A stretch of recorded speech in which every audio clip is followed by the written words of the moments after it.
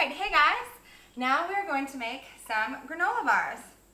So basically what we do here is we're going to blend up some dates, and that's going to be the binding agent to stick all of our nuts and seeds and oats together.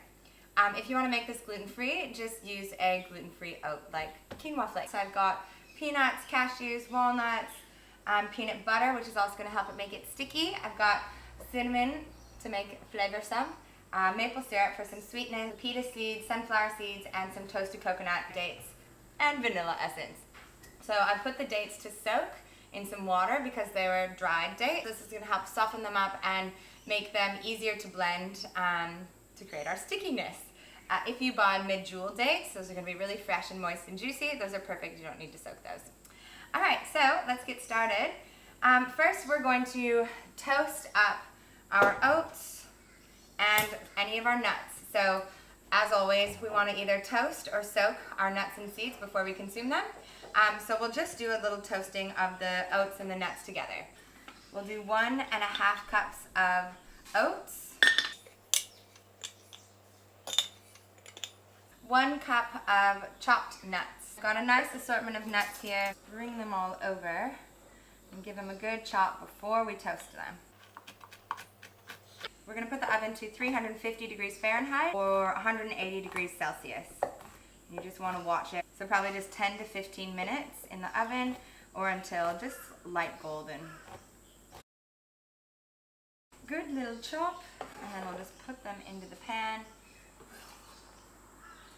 Half sunflower seeds and half pepitas.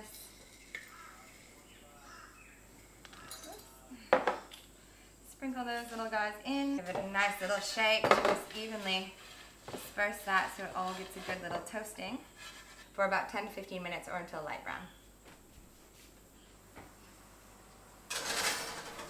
Now we are going to blend up our dates into almost like a dough-like consistency until there's just very small bits left. But first I'm going to drain out this water that they've been soaking in. So you can use a blender as well for this. Food processor works great. You could even chop these up by hand. Really all can be done just with a knife. And I might give my oats and nuts just a little shake just to move it all around a bit so everybody has an equal chance to get toasted. Yeah! Woo, that's hot. Alright, a bit more blending. Cool, so that should be good. Nice and doughy. So now we're going to put this into a bowl. Dates I find are quite sweet.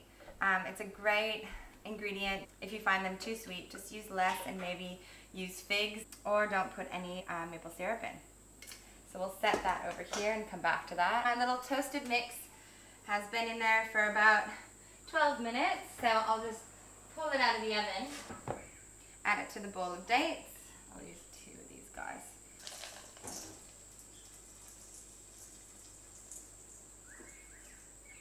Perfect.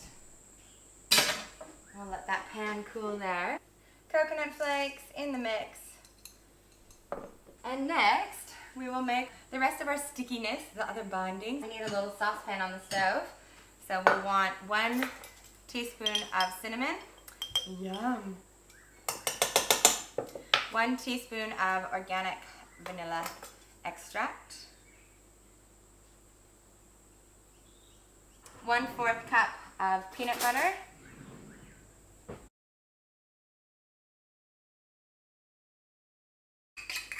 1/4 cup of maple syrup. If you don't want them too sweet, use coconut oil instead.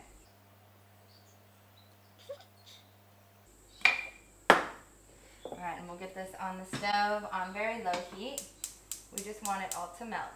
So for the pan that you use, 8 by 8 inch cake pan is the best size for this proportion. If you have a larger pan, double the recipe. These proportions are for a smaller cake pan, but you may know that I use my cake pan for chocolate. It's getting all melty. That's nice and gooey, so we'll add this to our toasted oats and dates and nuts. We'll just work this all together so that it all gets nice and blended. You can use your hands, you can use a fork, whatever works best for you. And this is all now nice and sticky, clumpy. And yes, it was a large arm workout. It's good for the guns. And now we'll press this into our pan. Then we're gonna let it set in the fridge or the freezer for about 20 to 40 minutes. And we'll press this down. And really the key for these is you wanna compress it really tight so that they stay together. Press them loose, they'll fall apart. And then it'll just be kind of granola, which is still delicious. One way to press them down is to find a flat surface that you can put your weight into.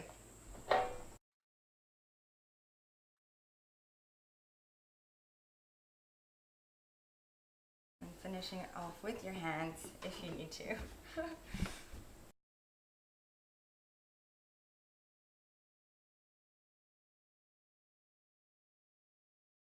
Our granola bars have set in the fridge, so now we will slice them into the bar shapes. Just using my spatula for the first little bit. And then we'll put them into a airtight container and store them in the fridge. It looks like they're holding their shape pretty well, which is great. Cut them into little squares and straight into our glass container. And always make sure you hand out a sample.